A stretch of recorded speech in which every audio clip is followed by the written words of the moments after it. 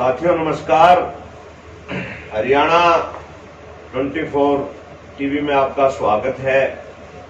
और आज स्टूडियो में हमारे साथ हैं डॉक्टर दीपक राठी। डॉक्टर साहब नमस्कार। नमस्कार जी।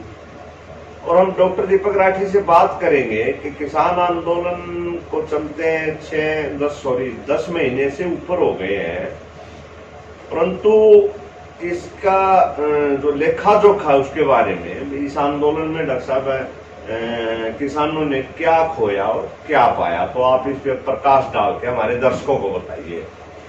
किसान आंदोलन आज जो चल रहा है 10 महीने वर्ल्ड रिकॉर्ड हो गया है 10 महीने से आज तक के इतिहास में। लेकिन उस किसान आंदोलन में जो किसानों ने रणनीति बनानी थी कि सरकार हमारे पास आए, ना कि हम सरकार के पास जाए, क्योंकि अभी तक किसानों ने हर बार ये बात की कुछ टाइम सरकार ने, उसके बाद अब बात करना बंद कर दी और ये डिमांड करते रहे कि सरकार हमसे बात नहीं करती। लेकिन इनके पास ऐसी रणनीति होनी चाहिए थी कि सरकार इनके पास खुद आती, क्योंकि भारत कभी से कृषि केंद्रित उद्योग प्रधान देश रहा है और कृषि को यहाँ एक पवित्र पेशा माना गया है, इसमें कोई लेकिन आज कृषि को ये WTO और WHO पे साइन होने के बाद से उसको बर्बाद करने पर लगे हुए हैं सरकारें। कोई भी सरकारें आई, जो भी प्रधानमंत्री बना, उसकी सीधी सीधी साजिश ये रही कि भारत को किसान विहीन बना दिया जाए।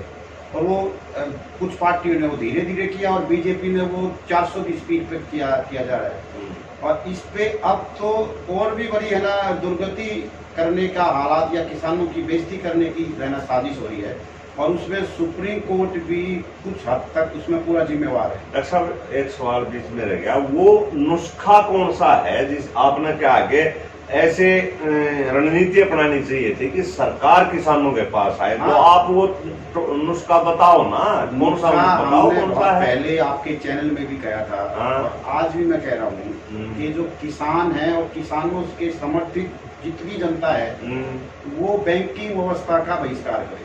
अच्छा। जब तक पूरी दुनिया में बैंक रहेंगे, बैंक एक ऐसा मीठा जहर है जिसके सहारे आज हर एक आदमी ने बैंक सबसे प्यारा लगता है। आज लोगों को अपना पैसा, अपना सोना, अपना चांदी घर में सुरक्षित नहीं रहता, वो बैंकों में सुरक्षित मानते हैं, जहाँ रखने के भी बैंक को पैसे दिए जाते हैं। और बैंक उस पैसे का, जो हमारा पैसा जमा है, उसका 9 गुना बढ़ा के विजय माल्या, अडानी, अंबानी को लोन दिया जा रहा है। जबकि किसान को जो लोन मिल रहा है उस पे उसका ट्रैक्टर लिया जा रहा है, तो जमीन उसकी एक्वायर हो रही है, ट्रैक्टर भी उसके पास मॉर्गेज है। तो ये देश में जो बैंकों ने दोहरी ये नीति अपना, अडानी अंबानी की भी सिक्योरिटी तो नहीं है। अडानी अंबानी की कोई प्रॉपर्टी नहीं लेते, नहीं है। आप मुझे बताओ, अडानी के पास आज के दिन करीबन 4 लाख करोड़ का लोन है। 4 लाख करोड़ की प्रॉपर्टी के लिए 3 गुना 12 लाख करोड़ की कौन सी प्रॉपर्टी दी है? विजय माल्या का उदाहरण आपके पास है, उसकी सिर्फ 120 करोड़ की प्रॉपर्टी उसके साथ मॉर्गेज थी, उसने लोन लिया हुआ था करीबन 7,000 करोड़ का। तो कहाँ है? बैंक कह रहे फेस वैल्यू थी विजय माल्या की। अरे हमारी फेस पे घूम रहे निकल रहे क्या? हमारी फेस वैल्यू नहीं है क्या? हम भी इस देश के नागरिक होंगे। एक साइड तो ये बात कर रहे हैं कि संविधान में सब बराबर हैं, तो आप एक ही आदमी को इतना सारा लोन किस लिए दे रहे हो? और आज भी जो NPA है, नॉन परफॉर्मिंग एसेट्स, वो करीबन 12-13 लाख करोड़ का हो गया है। नॉन परफॉर्मिंग एसेट्स, जो पैसा आपको मिलना ही नहीं है, वो पैसा गया कहाँ?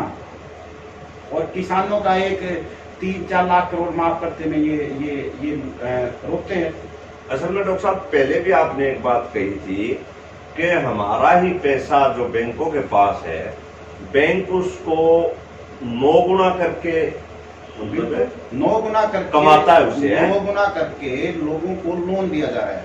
और वो पैसा जो कह रहे हैं ना कि पैसा क्या नोट के पेड़ पे लगते हैं, मैं ये दावा इसको डिटेल में थोड़ा समझा दो, क्योंकि किसान वर्ग समझ नहीं पाएगा कैसे 9 गुना करके। आप 100 रुपए जमा करवाए, आपने 100 रुपए जमा करे, 100 रुपए का 10 रुपया रख के 90 रुपए का 90 को 9 से मल्टीप्लाई करके 8100 810 रुपए हो गए।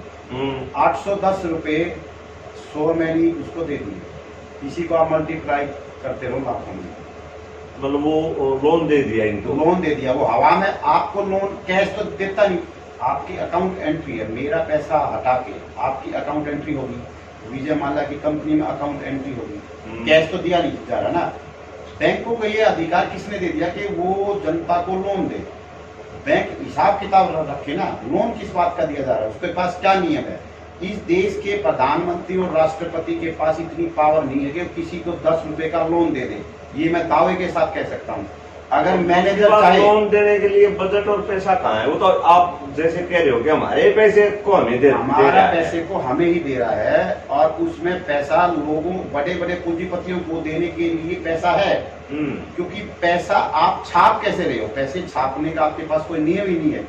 लोगों को ये बेवकूफ बनाया जा रहा है कि सोने के एवज में, सोना रखने के एवज में नोट छापे जाते हैं, लेकिन हमारे पास दुनिया भर की आरटीआई है कि नोट छापने का क्या नीति है। वो आरबीआई कहता है कि बैंकों की बाजारी उस पे है ना केंद्रित रखते हुए हम नोट छापते हैं। इस देश में गेहूं पैदा होता है, बाजरा पैदा होता है, चावल पैदा होता है, सेब, केला, चीकू, ये सारे धन है ना, इसको आप मूल्य कैसे दोगे? इसके मूल्य में आप उसको नोट छाप के ही तो पैसा दोगे ना। हर साल आपको नोट छापने पड़ेंगे। यहाँ नोट छापते ही नहीं। हिटलर ने क्या किया था? हिटलर ने लेबल ट्रेजरी बॉन्ड बनाया था, और 2 साल में हिटलर वर्ल्ड पावर बन गया। और दुनिया इस पे हिटलर को कुछ भी कहो, मैं तो हिटलर को मानने वाला हूँ और इस बात पे मैं बहस करने को तैयार हूँ। मैं मनु को मानने वाला हूँ, इस बात पे बहस करने को तैयार हूँ। कोई आए शास्त्रार्थ करे ना। हिटलर ने जहां मनु ने तो बताते हैं कि जातिवादी नहीं, जाति उसने वर्ण व्यवस्था का स्थापना की थी। अच्छा। और वर्ण अलग है और जाति अलग है। जाति इस देश में पहली जाति का जनगणना 1881 में हुई थी। जातिगत जनगणना अंग्रेजों ने 1881 में की थी। उससे पहले तो इस देश में कहीं भी जाति का नाम नहीं आता। अंग्रेजों ने इस देश में फूट डालने के लिए जाति थी। आप तो चलो वर्ण व्यवस्था को अच्छा कैसे मानते हैं? अच्छा बताओ, वर्ण व्यवस्था में बुराई क्या है? आप मुझे बताओ, एक दलित है, दलित आज की जो कारीगर जाति उस टाइम का शूद्र था, जो कारीगर जाति थी, उस टाइम भी 3 वर्तियां थी, कर्मवर्ती, वैश्यवर्ती और भिक्षावर्ती। भिक्षावर्ती में कौन लोग थे? भिक्षावर्ती में आज के जो नंबर 1 के इलाइट क्लास के लोग थे, वो उस टाइम भिक्षावर्ती में डाल रखे थे। आपके डॉक्टर भिक्षावर्ती में थे, आपके वकील भिक्षावर्ती में है, आपके टीचर हैं जो गवर्नमेंट सारे भिक्षावर्ती में है। अच्छा। वर्ती तो सही मेहनत से काम करने वाली तो 2 ही थी ना, कर्मवर्ती और वैश्यवर्ती।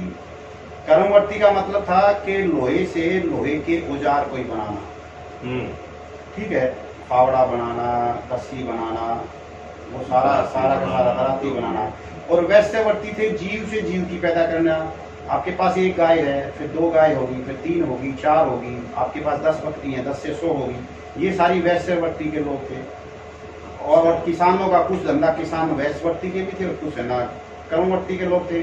ये तो मनु ऐसा है ना, अंग्रेजों ने इस देश की हर व्यवस्था जो हमारे लिए फायदेमंद था उसका नाश किया है। हमारे यहाँ आयुर्वेद था और सर्जरी बहुत बहुत बहुत अप लेवल की थी। हैदर अली ने एक अंग्रेज की नाक काट दी थी, यहाँ के नाइयों ने उसको सी दिया था। ये वहाँ की आप है ना रिपोर्ट पढ़ लो अंग्रेजों की, आज भी हाउस ऑफ कॉमन्स में रखी हुई है, पढ़ के उठा के देख लो, इतनी बढ़िया दिया। तो आज के कंपैरेटिवली डॉक्टर साहब, आज की जो व्यवस्था है उससे आपका कहना है कि मनुवादी या वर्ण व्यवस्था बहुत अच्छी थी। आज आपके यहाँ रेप हो रहे, आज तो मनुवाद नहीं है, आज तो संविधान है। आज भी कत्ल हो रहे हैं, आज तो नहीं है मनुवाद, आज तो मनुस्मृति कोई कानून नहीं चलता। आज भी क्यों हो रहे हैं अपराध? आज देश के जजेस, आपके कानून में आपके जजेस जो हैं, जो मुफ्त में है, उनका फैसला नहीं कर पा रहे। आज इतने वकील होते हुए लोगों को न्याय नहीं मिल रहा न्याय। फिर तो मनुवाद बराबर होगा ना, उस टाइम भी होते थे। कौन कह रहा उस टाइम जब सीता पे एक धोबी ने उंगली उठाई, सीता को राजमहल छोड़ के जाना पड़ा। वो उंगली अगर राम पे भी उठती तो राम को है ना राजपाट छोड़ के जाना पड़ता था। अच्छा, बिल्कुल। तो इसका मतलब उस टाइम पे कानून सख्त थे, इसमें कोई दो राय नहीं। और राम अपनी सीता को लेने के लिए रावण से लड़ गया, है, युद्ध कर गया, वो अपनी सीता को बाहर निकालेगा क्या? देश निकाला देगा अपनी सीता को? आप उस बात पे कोई नहीं बात कर रहा है। बेवकूफ है वो, जिसके लिए उसने जंगलों में ठोकरें खाई, सेना इकट्ठी की, रावण से लड़ा, और वो अपनी सीता को बाहर निकाल देगा? बताओ मुझे। तो इसका मतलब स्त्रियों का जो मान सम्मान था पूरा था, उस टाइम ज्यादा था। वो नारी ढोर पशु ऐसा कुछ नहीं, वो सारा अधिकारी। तार आप ये बताओ, ढोल को कैसे तारोगे आप? ढोल को तो पीटा जाएगा ना। हाँ है, वो ताड़ना ही वो हो गया ना। नहीं, वो अर्थ उसका गलत है ना तारण का। संस्कृत में तारण के कई अर्थ है, हमारी भाषा में एक अर्थ के दुनिया भर के उसके उसके अर्थ हैं, एक ना शब्द के। इंग्लिश नहीं है कि सन है तो सन ही रहेगा, सन के हमारे पास 50 वर्ड है। तो दलित लोग इसको क्यों बुरा मानते हैं? दलित तो क्या उस टाइम पे दलितों के साथ अत्याचार होते थे क्या? कुछ नहीं होता था। फिर आप मुझे बताओ, राजा शांतनु सत्यवती से हाथ मांगने के लिए उसके बाप के पास गया ना, मल्लाह की जो लड़की। हाँ, तो मल्लाह की जो लड़की थी उससे हाथ मांगने गया ना। अगर वो चाहता तो उसको उठा लाता ना। राजा था। आज हाथरस का केस देख रहे हो, आज तो नहीं है मनोहर, हाथरस में क्या हुआ, उस दलित की महिला के साथ क्या हुआ, उसके बाप का केस दर्ज नहीं हुआ, उसके बैंक का क्या हुआ, और कितने केसेज हुए यूपी में, आज तो नहीं है ना। नहीं, दबंग लोग आज तो उठा लेते। हाँ, तो वो जब राजा नहीं उठा पाया, उस टाइम भी मल्ला की क्या औकात होगी, कितना उसका दे। लेकिन उसने क्या किया, उसके साथ साथ भीष्म पिता ने अपनी गद्दी छोड़नी पड़ी, अपने पिताजी के लिए उसने भीष्म प्रतिभा लेनी पड़ी। ये था मनुवाद, ये है मनुवाद।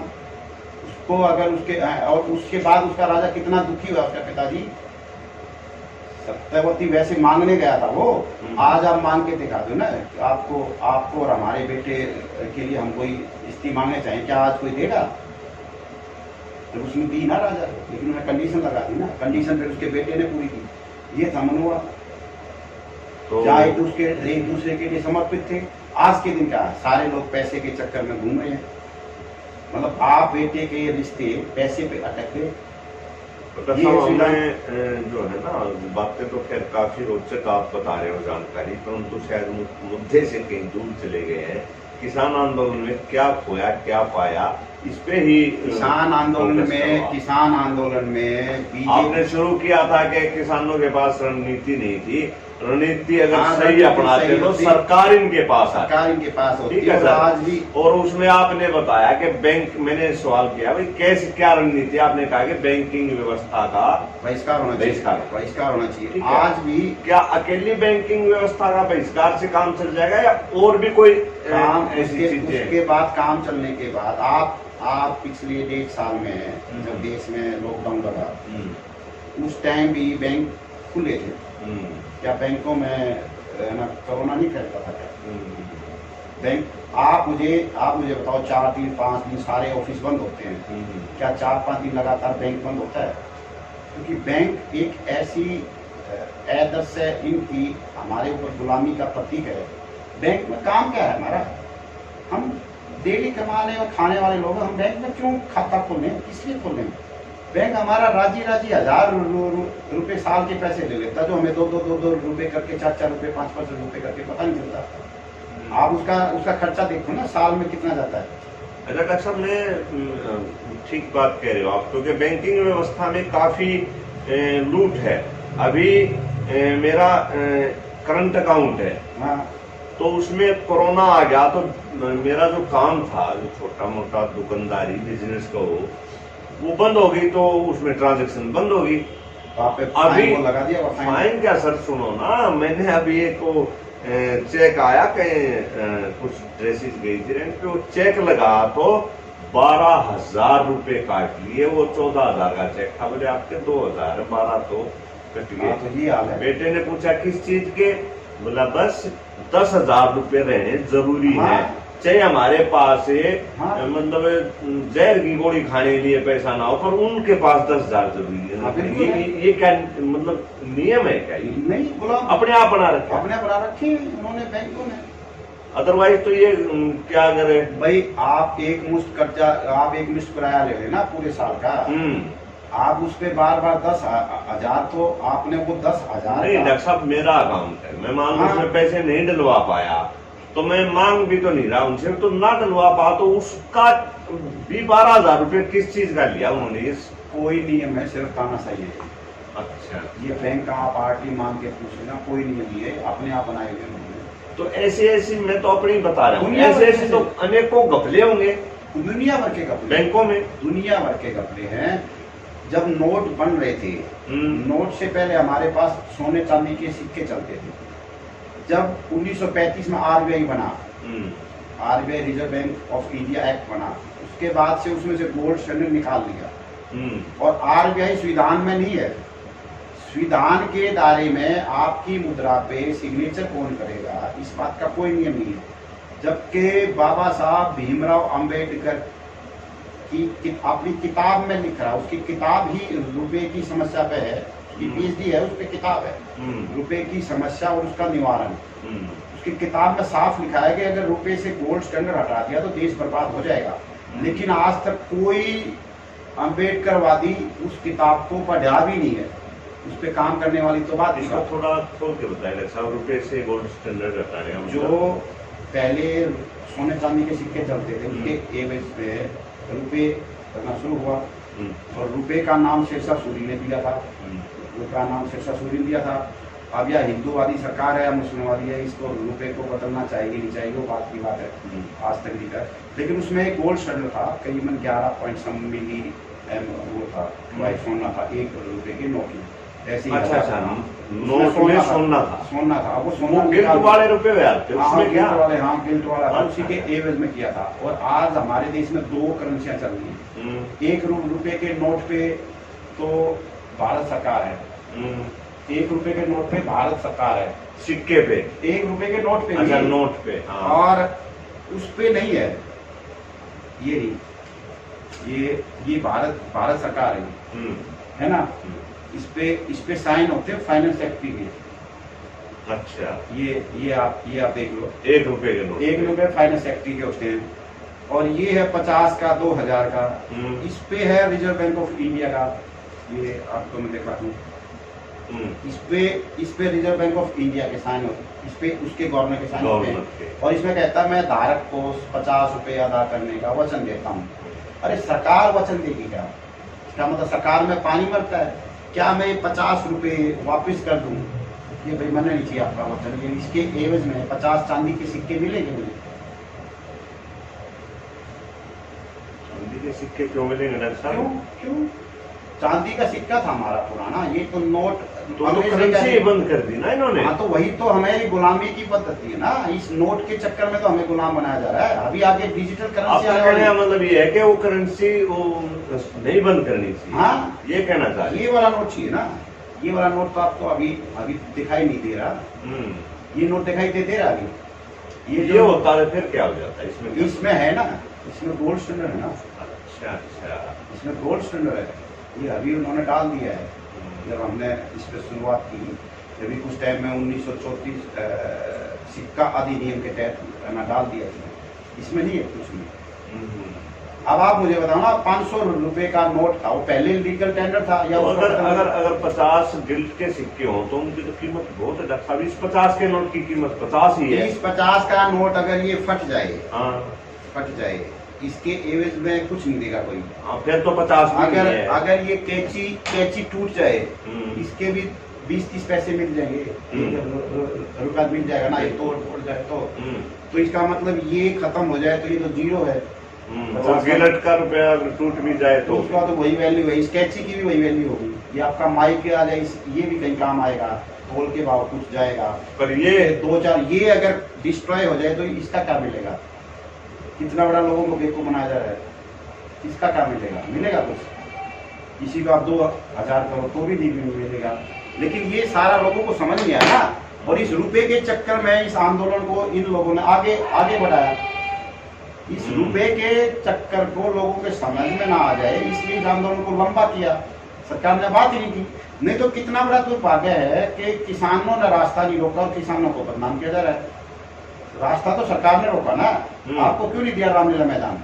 भैया रामलीला मैदान पे बैठे रहते किसान, और जिस देश का किसान आंदोलन कर रहा है तो वो तो और अब भी डॉक्टर साहब हमने देखा है बॉर्डरों पे कि किसान अब भी रामलीला ग्राउंड में जाने के लिए तैयार है, पर वो बैरिकेड्स, दीवारें और बाढ़ लगा रखे कांटेदार, उनको मतलब पुलिस नहीं जाने दे रही, बिल्कुल नहीं जाने दे रही। पुलिस वहाँ क्या, तो किसान डेली पे जो लोग डेली पे जा रहे साइड को रास्ता देकर निकल जाए पैदल, पल्ली तरफ उसको भी घूम के जाना पड़ रहा है। तो रास्ता तो खैर इसमें कोई दो राय नहीं कि रास्ता तो पुलिस ने बंद कर रखा है, किसानों ने नहीं कर रखा। किसान जो अपने टेंट लगा रखे हैं उन्होंने भी बिल्कुल पूरी एक लाइन में एक साइड पूरा छोड़ रखा है, पर उस रास्ते से भी अगर कोई जाके आगे जाना चाहे तो उसको रोक देते हैं। किसान क्या, किसानों के अलावा आप वाली बात आम आदमी को भी नहीं जाने देते। तो परंतु इस पे सुप्रीम कोर्ट का जो कहना है डॉक्टर साहब कि किसानों ने रास्ता रोक रखा है, ये क्या है? सर सुप्रीम कोर्ट है या हाई कोर्ट है, अब सुप्रीम कोर्ट में सबसे बड़ी जो समस्या है आज जो गुलामी की है, सुप्रीम कोर्ट में आपने जो केस फाइल करने पड़ेंगे वो इंग्लिश में ही केस फाइल करने पड़ेंगे। बेचारा किसान बहुत अच्छा हिंदी जानने वाला है या पंजाबी जानने वाला है, वो केस तो वहाँ कर नहीं पाएगा, ना वो अपनी बात रख पाएगा। नहीं, या तो सुप्रीम कोर्ट इनके जो सरकारी वकील हैं इनकी दलीलों के आधार पे ये कह रही है कि किसानों ने उन्होंने मुआयना नहीं किया होगा। या पहली बात तो वहाँ पे किसान पार्टी ही नहीं है। किसान को पार्टी की संगठन को बनाओ गया, 500 संगठन है। और दूसरी बात, जब आपको एक दिल्ली में प्रदर्शन करने के लिए, आंदोलन करने के लिए आपको जगह फिक्स होगी तो आपने वो जगह क्यों नहीं दी? अभी पुष्पेंद्र कुलश्रेष्ठ वहाँ जो मुस्लिमों के खिलाफ नारे लगा रहा था उसको तो जगह दे दी, जंतर मंतर पे और संसद मार्ग पे उसको तो जाने दिया। वहाँ जो उन्होंने जातिवादी नारे लगाए, जो उन पर केस दर्ज होना था, अंदर करना था, सांप्रदायिकता के नारे लगाए, मुसलमानों क्यों भाई मुसलमान क्यों जाएंगे यहाँ से? मुसलमानों को हम लेके आए थे, मुसलमानों को ये सो काल क्षेत्रीय लेके आए थे, राणा सांगा लेके आया था बाबर को, पृथ्वीराज चौहान के खिलाफ है ना गोरी को कौन लेके आया था? जयचंद लेके आया था, हम तो नहीं लेके आए थे, किसान तो नहीं लेके आए थे, उनको लेके कौन आया था? राजे लेके आए। अकबर को लड़कियां कौन देने गए थे भाई? अकबर को लड़कियां किसने दी थी? ये तो इतिहास है, हिंदुओं ने। हाँ, हिंदुओं ने क्या, एक स्पेसिफिक जाति ने दी थी। हिंदू तो बहुत थे, हिंदू तो हम भी हैं, हमसे बड़ा कौन है हिंदू? लेकिन वो बात मैं कहना नहीं चाहता। महाराणा प्रताप का सेनापति कौन था? मुस्लिम। शिवाजी के सेनापति कौन थे, है ना, बॉडीगार्ड कौन थे? मुस्लिम। पानीपत की लड़ाई में मराठों का है ना सेनापति कौन था? इब्राहिम गाजी, मुस्लिम। और अकबर का सेनापति कौन था? ये आज बात कर रहे हैं भाई। इस देश में राजपूत वर्ग टोटली बीजेपी के साथ है और राजपूतों ने इस देश में कुछ नहीं किया। कोई बात कहे, इस बात पे को बुरा माने, हम पे केस करे, मुझे कोई इसका डर नहीं है। राजपूत दे रहे थे उनको लड़कियां, हम को नहीं दे रहे थे। जाटों की तो कोई भी लड़की अकबर को नहीं गई। अकबर को जितनी लड़कियां गई सारी राजपूतों की हैं, दलितों की भी नहीं गई उस टाइम की। तो डॉक्टर साहब अब लास्ट में मेरा एक सवाल है कि निचोड़ बताइए कि किसान आंदोलन में किसानों ने खोया है या पाया है, या खोया पाया है तो क्या खोया क्या पाया? अभी तक किसानों ने खोया ही है और इतना बड़ा आंदोलन होने के बाद ये पूरे देश में जाना चाहिए। पाया कुछ नहीं है, पाया अभी तक कुछ नहीं है। और उसमें बीजेपी जो अपनी साजिश रच रही थी, कुछ अपने नेताओं को उसमें वो डाल चुकी है और उसके तहत वो बहुत किसान आंदोलन में, हाँ उसमें अच्छा। बहुत से टिकट तो उसमें है ही, तो पहले कह दिया था मैं, अभी तो 4-5 और खरीद चुके। आज भी किसान नेता WTO के खिलाफ की बात क्यों नहीं कर रहा कि भारत WTO से बाहर निकले?